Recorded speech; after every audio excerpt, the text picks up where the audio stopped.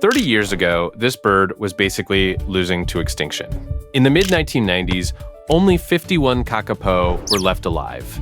Now New Zealand has just had the biggest kākāpō breeding season in 30 years of modern recovery records. By early April, 105 chicks had hatched from 256 eggs, 98 were still alive, and one more egg was still sitting in an incubator. For one of the rarest birds on Earth, that is a ridiculous number. So what changed? How does a species that was almost gone suddenly have a baby boom? Because the kākāpō is not a normal parrot. It is giant, green, nocturnal, flightless, and weird enough to feel made up. It has an owl-like face, a waddling walk, and males can weigh up to about 4 kilograms, which makes it the heaviest parrot on Earth. It can live 60 to 90 years. And somehow, despite looking like a plush toy, it might also be the only lek-breeding parrot in the world. That means the males build little track and bowl arenas in the forest and spend weeks, sometimes months, booming to attract females. Then the females do everything else alone, nesting, incubating, and raising the chicks. Which sounds cool until you realize it is also a terrible system for surviving near extinction. Kākāpō do not breed every year. They usually only breed when rimu trees go through a mast year when they produce huge amounts of fruit.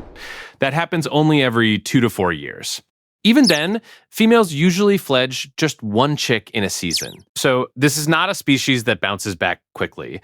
It is a species that recovers in slow motion. That is why the number 105 hits so hard. You are watching a very slow animal suddenly move fast. And that slowness is exactly why the crash was so catastrophic. Kākāpō were once widespread across New Zealand, but after humans arrived, hunting, habitat loss, and introduced predators smashed the population. By 1995, the recovery effort was down to just 51 birds, 31 males and 20 females. Since then, the Department of Conservation and Ngai Tahu have spent 30 years rebuilding the species through 12 breeding seasons, reaching a population high of 252 2022. Right now, the official total is 235 kākāpō alive in the world. All of them are wild, and for years, even the good breeding seasons still looked fragile. In 2019, which had been the biggest recovery breeding season before this one, the program recorded 73 fledglings. So why did this year explode? The short answer is food, specifically rimu fruit. The Department of Conservation can predict likely breeding seasons years ahead using temperature patterns, then get more precise by counting fruiting tips on rimu branches across the breeding islands. Some kākāpō will breed when more than 10% of rimu tips are fruiting. For the 2026 season, the prediction was insane. Roughly 50 to 60% fruiting across all 3 breeding islands, with the possibility that nearly all 87 breeding age females could nest.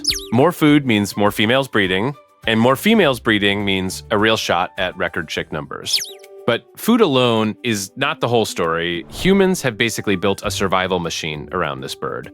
Every adult kākāpō carries a small radio transmitter. Rangers monitor nests on remote predator-free islands. Eggs get shifted between mothers, chicks get fostered, incubators come out. Genetics matter constantly because the modern population still carries the bottleneck of that collapse to 51 birds. The Department of Conservation has said it prioritizes eggs and chicks that are less represented in the gene pool, while taking a more hands-off approach with birds that are already well represented.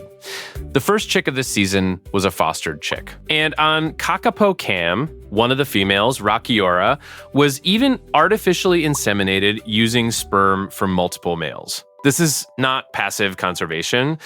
This is wildlife recovery run like a space program. And yet, the most interesting part of this story is that the program is starting to back off. That sounds backwards, but it makes sense. The Department of Conservation now says success is no longer just about forcing every possible chick through the pipeline.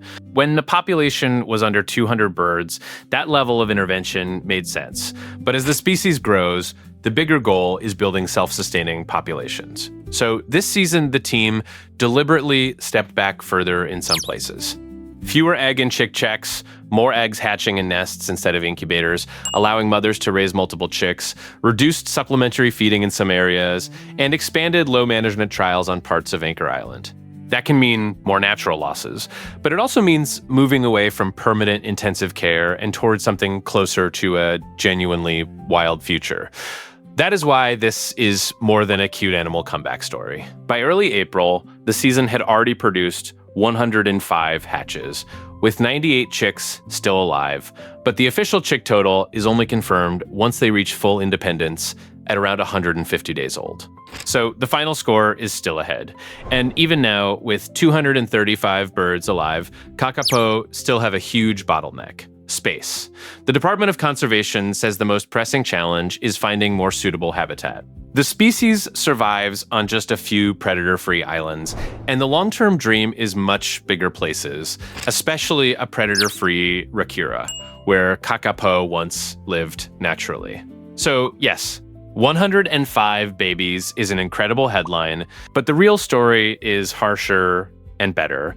30 years ago, extinction was almost done with this bird. Now, on a handful of remote islands in southern New Zealand, that same species is having the biggest breeding boom of the modern recovery era.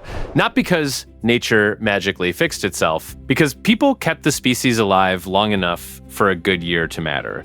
And now, for the first time in a long time, the future of the kākāpō looks less like a rescue operation and more like a return. And that's not the only story like this. There's another one on your screen right now. The world is better than you think.